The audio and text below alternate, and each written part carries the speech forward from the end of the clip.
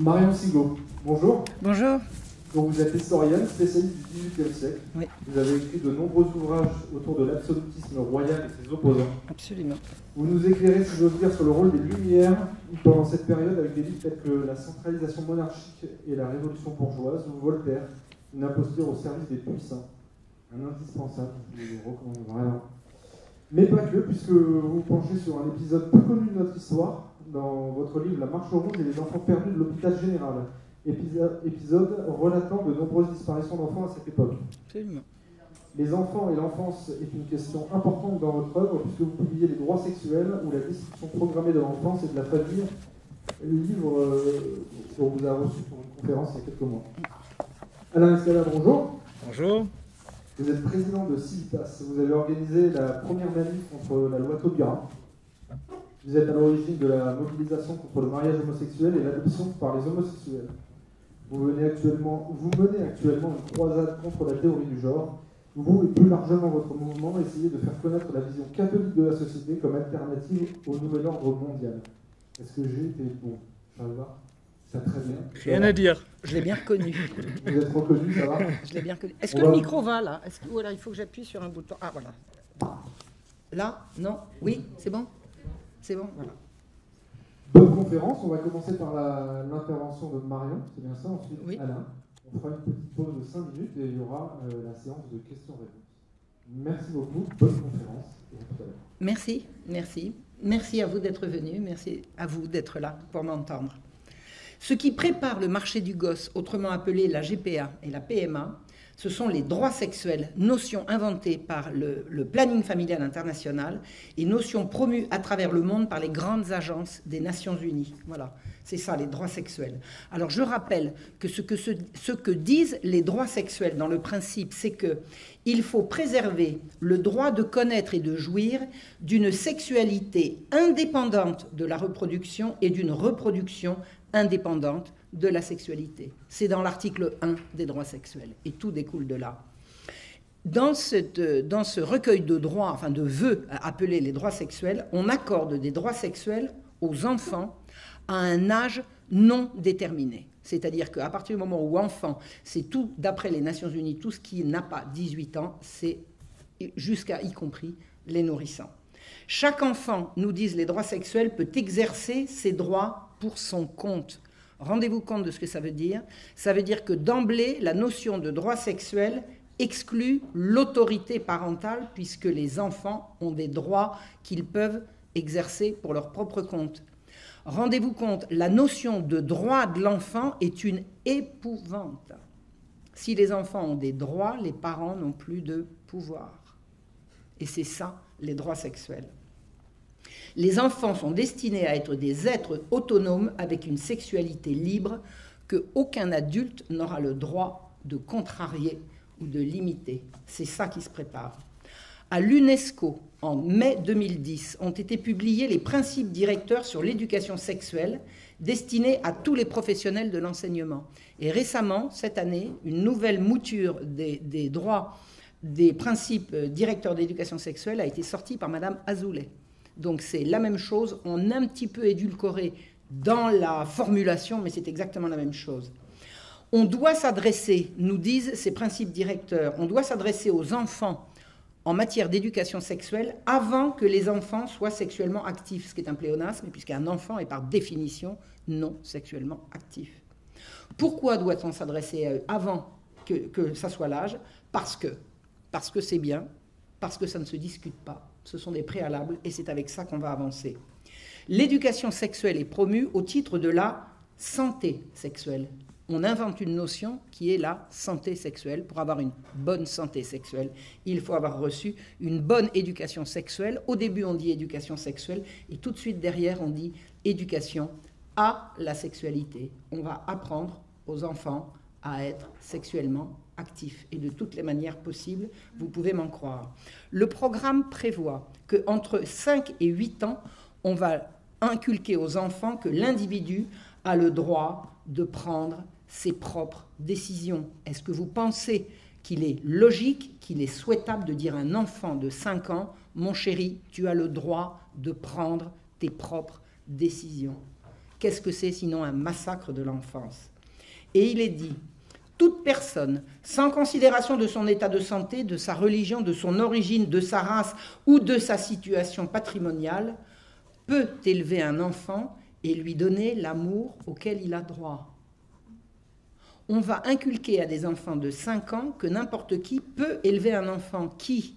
Le sien ou celui d'un autre?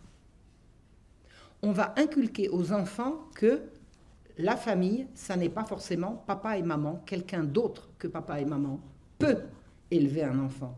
C'est une ouverture au droit à l'adoption qui est un droit sur les enfants des autres. Immédiatement spécifié par, il existe des personnes qui ne sont pas capables d'élever un enfant. Donc tout le monde a le droit, mais certains sont incapables. Qu'est-ce qu'on prépare là? C'est Alain qui va nous le dire tout à l'heure. On pourra donc retirer des enfants à des gens non capables et les donner à élever à des gens qui ont le droit. Et on va mettre ça dans la tête des enfants âgés de 5 ans, à partir de 5 ans. Il y a un autre préalable à cette éducation à la sexualité, qui est que l'éducation sexuelle commence dès la naissance. C'est marqué en toutes lettres. L'éducation sexuelle, dit-on également, est basée sur des informations précises et scientifiquement étayées. Savez-vous ce que c'est que l'information scientifiquement étayée en matière d'éducation sexuelle? C'est ce que le pervers Alfred Kinsey a sorti dans les années 40 et que Judith Reisman a dénoncé dans ce bouquin qui est une véritable bombe et qui est paru en français grâce à Contre-Culture, parce que Judith Reisman est venue l'année dernière, il y a un peu plus de 18 mois maintenant, elle est venue en France, elle a rencontré Alain Soral parce que je les ai mis en présence, et Alain Soral a dit qu'il voulait qu'on publie son livre. Également, ce livre a pu être traduit en français parce que quelqu'un s'est porté volontaire pour le faire à titre absolument gratuit. Un monsieur s'est présenté pour traduire le livre de Judith Reisman. Ce livre est actuellement disponible en français. Je ne saurais trop vous conseiller d'aller le regarder. C'est la dénonciation que tout ce qui prétend étayer scientifiquement la notion de droit sexuel et d'éducation sexuelle a été fait par un pervers, un menteur, et vraiment un monstre, véritablement un monstre. Donc ce que nous disent les droits sexuels, c'est qu'il faut que tout ceci soit étayé par des informations scientifiques, et la science, c'est cette ordure. Et il n'y a pas autre chose. Toutes les notions d'éducation sexuelle au monde se réfèrent aux travaux d'Alfred Kinsey, qui était un escroc et un pervers. Voilà.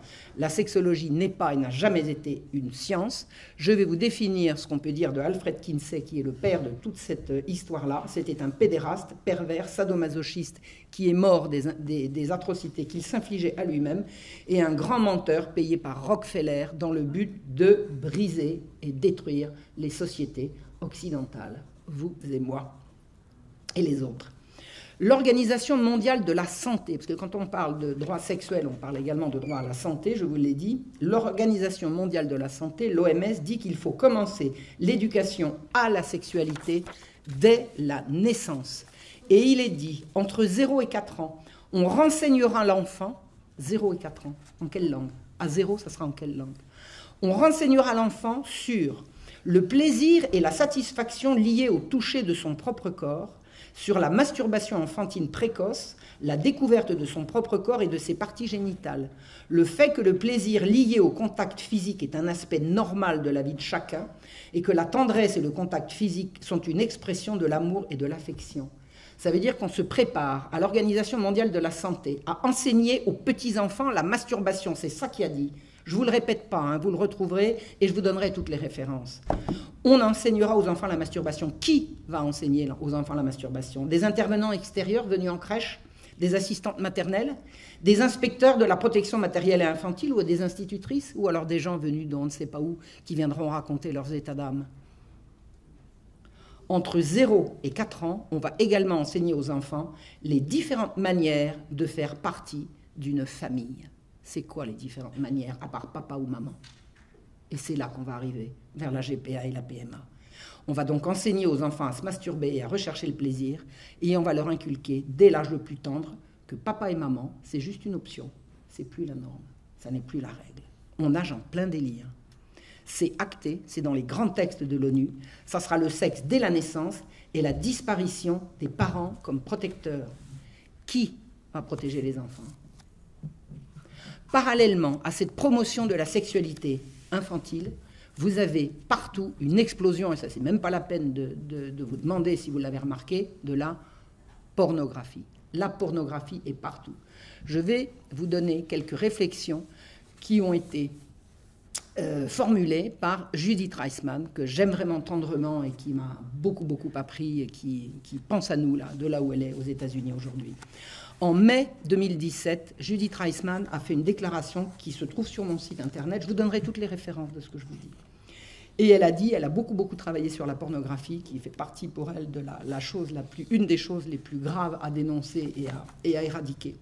Et elle dit qu'elle a rencontré énormément de jeunes femmes qui lui ont raconté, de jeunes femmes qui ont fait du porno, et qui lui ont raconté que la plupart d'entre elles sont entrées dans le monde de la pornographie par la case abus sexuel pendant leur enfance et ou la case drogue. C'est-à-dire qu'on ne peut pas faire du porno sans être d'emblée entré dans un monde totalement délétère. La personne qui interviewe Judith Reisman lui pose la question: quel mal y a-t-il pour un couple de regarder du porno pour se stimuler? Vous êtes un couple tout à fait légitime et vous avez envie de regarder du porno. C'est mal ou c'est pas mal? Et là, Judith prend son regard le plus ferme et elle dit: l'homme et la femme sont là pour trouver l'amour et la joie l'un avec l'autre et inventer leur intimité. Comment peut-on justifier qu'ils utilisent d'autres êtres humains pour ça? Imagine-t-on qu'ils n'en payent pas le prix? La pornographie, par ailleurs, a dégénéré ces dernières années, et c'est galopant, en une recherche massive de sexe avec les enfants et même avec les bébés. Alors que les gens désirent dans la sexualité l'intimité et l'amour, et on leur donne des viols d'enfants. C'est incompatible. Ça sera l'un ou ça sera l'autre. La pornographie va de pair avec la masturbation qu'on va enseigner désormais à partir de zéro, à partir du berceau. Donc, qu'est-ce qui se passe avec la masturbation? On a commencé pendant très longtemps par la diaboliser. Or, la masturbation est quelque chose de banal. C'est pas parce que c'est banal que ça doit être promu, si vous voyez ce que je veux dire. Désormais, on va donc promouvoir la masturbation à l'école, et au lieu de diaboliser ou de promouvoir, on pourrait enseigner la maîtrise de soi. Or, c'est contraire à toute la notion de droit sexuel. Le droit sexuel est quelque chose qui enseigne aux enfants dès le plus jeune âge qu'on a le droit à la satisfaction de ses désirs. On ne parle même plus de maîtrise de soi. On a le droit à la satisfaction de ses désirs. C'est le diable. Et tout est contenu dans cette notion même de droit sexuel. Pour satisfaire ces désirs-là, rien ne vaut le porno, parce que pour pouvoir mener à bien une activité masturbatoire bien active, c'est le porno, et le porno sert à ça. L'un ne va pas sans l'autre. Et le porno se trouve tellement partout qu'on peut trouver des images porno en ouvrant des sites éducatifs et, paraît-il, en ouvrant le site de la Maison Blanche. Or, nous dit Judith, être sexuellement puissant, c'est avoir sa propre force. Être impuissant, c'est avoir besoin de quelque chose d'extérieur pour avoir sa force. Si on a besoin de pornographie, c'est qu'on est impuissant. Et plus on a de la pornographie, plus on en a besoin. Il existe des quantités d'études qui disent que plus on a commencé jeune, et plus c'est dur de redevenir normal. La pornographie fabrique des générations d'impuissants qui ne pourront pas faire l'amour, sauf avec des artifices trouvés sur le marché. L'éducation à la sexualité, qui est donc promue à l'échelle mondiale par les gouvernements divers, est notamment justifiée pour répondre à l'agression pornographique. Mais c'est incompatible, c'est le serpent qui se mord la queue. L'éducation est l'affaire des parents. Le rôle de l'État serait de lutter contre la pornographie et non pas de faire avec. Or, la pornographie mène au viol d'enfants. Le processus est simple. Le niveau d'excitation qu'on obtient par la pornographie doit augmenter pour se perpétuer. Le principe, c'est toujours plus. L'adrénaline, la noradrénaline et le cortisol sont les hormones libérées par la pornographie. Et ces hormones ont un lien avec l'anxiété. Rapidement, la pornographie qui est dite douce n'est plus suffisante, elle est plus assez forte. Donc on passe de 1 homme à une femme à 2 hommes et une femme, après 5 hommes et une femme, après un fouet, des chaînes, du sadisme, ensuite une femme déguisée en petite fille, puis après des petites filles, puis après des nourrissons, et puis après c'est le meurtre. Et c'est ça le processus. Pour savoir s'il y a des données chiffrées sur ces horreurs, il faut savoir qu'en 1983-1984, Judith Reisman a reçu des crédits sur la demande du président américain, des crédits du ministère de la Justice américaine pour pouvoir faire un rapport, et des menaces l'ont fait arrêter. Le président des États-Unis n'a pas les moyens d'obtenir un rapport qu'il a commandé. Donc les travaux de Judith, qu'elle n'a pas pu publier, sont à présent dans ses livres. C'est là qu'on les trouve, et dans les interviews qu'on peut relayer. Au Canada, un vice-ministre de l'Éducation, né en 1952, grand promoteur de l'éducation à la sexualité, il s'appelle Benjamin Levin, anciennement président de l'Institut d'études en éducation à l'Université de Toronto. Il avait mis en place un cours d'aide à la sexualité à Toronto. Mais il vient de tomber pour le viol de plusieurs enfants. Il a plaidé coupable.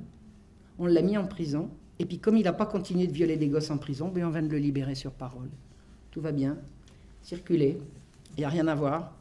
Et ces cours d'aide à la sexualité, ils n'ont jamais arrêté, eux. Ça continue. Le Canada est touché, vous ne pouvez pas vous imaginer à quel point. Qu'est-ce que la sexualité fait dans le domaine public? La sexualité, c'est l'intime. Mettre le sexe dans le domaine public, c'est désacraliser, c'est salir et c'est détruire. Et il faut savoir, et il n'y a pas besoin de réfléchir longtemps pour le deviner, qu'un bébé violé meurt. Et dans les travaux que j'ai faits, moi, pour comprendre ce que devenaient les enfants de l'hôpital général en 1750, j'ai sorti l'affreuse statistique que des enfants qui avaient survécu à l'abandon par la misère jusqu'à l'âge de 5 ou 6 ans, quand ils entraient à l'hôpital général, 3 mois après, ils étaient morts. De quoi, à votre avis? De quoi étaient-ils morts? Il n'y a pas de pornographie innocente. Un accro à la pornographie glissera inévitablement vers la pornographie infantile qu'on lui donnera sans qu'il la demande. Ce n'est pas que l'accro à la pornographie demande de la pornographie infantile, on lui en donne. Et une fois qu'il est là-dedans, il ne peut plus en sortir. On glisse vers la pédophilie généralisée, préparée par les droits sexuels des enfants. Pire que le viol d'enfants, il y a pire, c'est l'inceste, c'est-à-dire le viol par ascendant. C'est le pire, c'est le plus destructeur. Et ça a été souvent mis en avant par des auteurs à la mode, genre Casanova, très en vue, très bien vu dans certains milieux. Notamment, j'ai lu toute la littérature du pédophile Gabriel Matzneff et il fait beaucoup de références à Casanova. Or, l'inceste, nous dit Judith, qui a bien étudié le problème, augmente encore le niveau de peur et de honte de celui qui le fait. Associés à la sexualité, la honte et la peur font monter le taux d'excitation. Rien n'est plus choquant et honteux pour quelqu'un que la perspective de violer son propre enfant. Le porno va provoquer cette présumée excitation. Or, ce n'est pas une excitation sexuelle à proprement parler, c'est le résultat de l'association des organes génitaux avec la peur et la honte. C'est ça la perversion. C'est le détournement de l'appétit sexuel tourné vers la vie et l'amour, vers l'interdit, la mort, la souffrance et le mal. Il existe un rapport entre la peur et l'excitation sexuelle.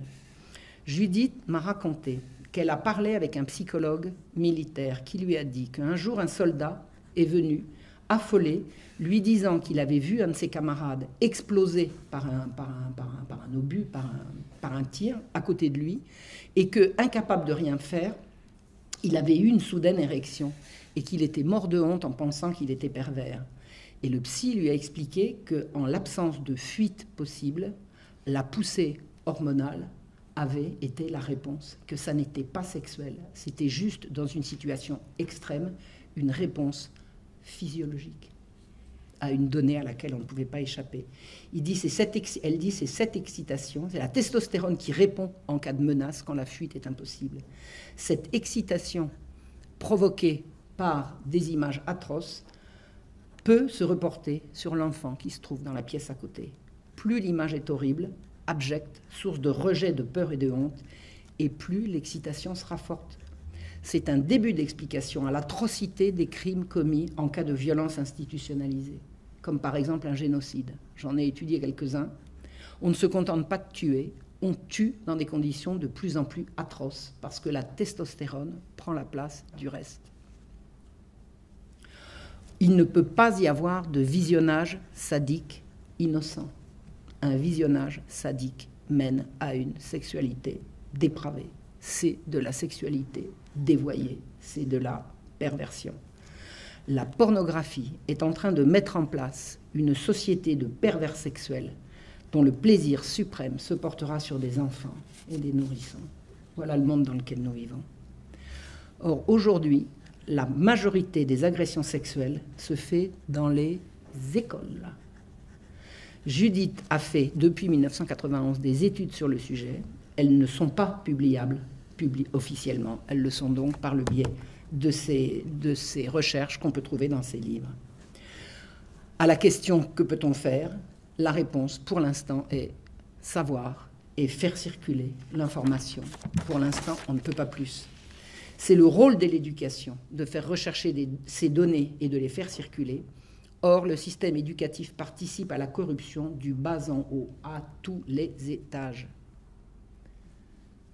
Et on dispose, par les États-Unis, parce que des gens très très sérieux font le travail, et je vous donnerai les références, de quelques statistiques concernant les agressions sexuelles. Tiens, au fait, incidemment, vous savez tous, il n'y a qu'à ouvrir un journal ou Internet, que c'est l'Église qui est concernée par la pédophilie. Ce sont les prêtres qui sont les pédophiles. D'ailleurs, tous les prêtres sont pédophiles et tous les pédophiles sont prêtres.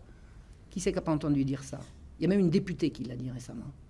Bah, Dieu, puisqu'il est prêtre, il est forcément pédophile, puisque les prêtres sont pédophiles. Eh bien, accrochez-vous, parce que là, j'ai des infos, des vraies, des études qui ont été faites. Écoutez bien. En août 2017, l'Australie, l'université de Melbourne, a publié un rapport qui a été fait par 25 ans d'études de plusieurs commissions, à la fois éducatives et littéraires, sur le phénomène de la pédophilie chez les prêtres. Donc c'est du travail sérieux. Les deux rapporteurs de cette enquête sont d'anciens prêtres catholiques qui sont professeurs à l'université. Ils ont été consultants à la commission royale pour répondre aux abus sexuels sur les enfants, une commission que le gouvernement australien avait mise sur pied en 2015. Or, le début du travail des commissions d'enquête, c'est 1985, pour un rapport qui est sorti en 2017. Le travail de ces enquêteurs s'est fait non seulement sur l'Église en Australie, mais également ailleurs. C'est un travail gigantesque. Et ces chercheurs nous donnent une histoire du phénomène de la pédophilie dans l'Église. Il faut savoir d'abord que toujours l'abus sur enfants a été considéré comme criminel dans l'histoire de l'Église. Toujours. Ce n'est pas nouveau, ça a toujours été comme ça. Donc, au départ, on a considéré ça comme un péché mortel punissable dans l'autre monde, mais rapidement, depuis le IVe siècle, l'abus sur enfants est considéré comme un crime punissable. Voilà. Or, il se trouve qu'en 1917, cette tradition a tourné quand le droit canon a abrogé les décrets pontificaux qui voulaient que les coupables soient livrés aux bras séculiers. Avant 1917, quand l'Église trouvait des cas de prêtres pédophiles, une fois passées les sommations, les condamnations d'ordre religieux, on livrait les prêtres aux bras séculiers, c'est-à-dire à la justice laïque. En 1917, ça a changé, et même 5 ans plus tard, en 1922, le pape Pie XI a demandé que toutes les affaires touchant aux mœurs soient l'objet d'un traitement interne et secret. Ne pas voir là forcément une intention maligne. Quand on voit la façon dont l'Église est traitée par la justice laïque, il pouvait y avoir certainement de bonnes raisons, mais ne parlons pas des intentions, parlons des résultats. Ça a été la porte ouverte à la couverture d'affaires authentiquement graves qui n'ont pas pu être réglées, qui n'ont pas été réglées en interne, puisque personne ne peut regarder de l'extérieur. Alors, les raisons invoquées, je vous ai dit, c'est entre autres que les prêtres ne recevraient pas un jugement équitable. Bon, on est d'accord. Mais il y avait déjà des précédents dans l'Église pour des abus qui ne touchaient pas aux enfants, mais qui touchaient aux problèmes de prêtres qui sollicitaient des services sexuels au confessionnal. Vous savez, vous n'êtes pas forcément tous au courant, que pour obtenir la rémission de ses péchés, il faut s'en confesser auprès d'un prêtre, et dans le secret du confessionnal, il a été dénoncé que pendant longtemps, des prêtres abusaient de leur autorité pour obtenir des services sexuels de femmes et éventuellement d'hommes. Pas d'enfants. Pas d'enfants, pourquoi ? Parce que les enfants ne se confessaient pas. Les enfants se confessent depuis 1903. C'est-à-dire que quelques années avant que l'Église décide de régler les problèmes de mœurs en interne, l'abaissement de l'âge à 7 ans, de l'âge de la confession, a fourni à ceux des prêtres qui étaient des salauds l'occasion de formuler leur chantage. Alors il est bien évidemment que ce n'était pas le but, hein. Je ne suis pas en train de dire que ça a été fait pour ça. Je vous parle des conséquences d'une situation qui devient vicieuse par la force des choses. Pour empêcher les horreurs, le pape a voulu une sélection beaucoup plus sévère des futurs prêtres, parce qu'on l'a alerté sur le danger que ça pouvait représenter. Et il a dit, on va être beaucoup plus sérieux dans la sélection, et au cas où un fruit pourri tomberait quand même dans le panier, si on n'a pas pu l'éviter, je réclame le secret le plus total sur la procédure. On ne peut pas laisser les ennemis de l'Église venir nous démolir comme ils le font avec autant de plaisir. Et tous les papes suivants ont repris systématiquement cette demande, et la dernière révision date de Benoît XVI en 2010. C'est-à-dire que l'Église règle en interne ces problèmes de mœurs.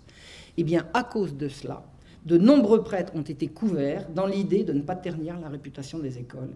Et à l'heure actuelle, et ce sont des catholiques eux-mêmes qui le disent, on trouve des pédophiles à la tête d'institutions catholiques et éducatives, prestigieuses.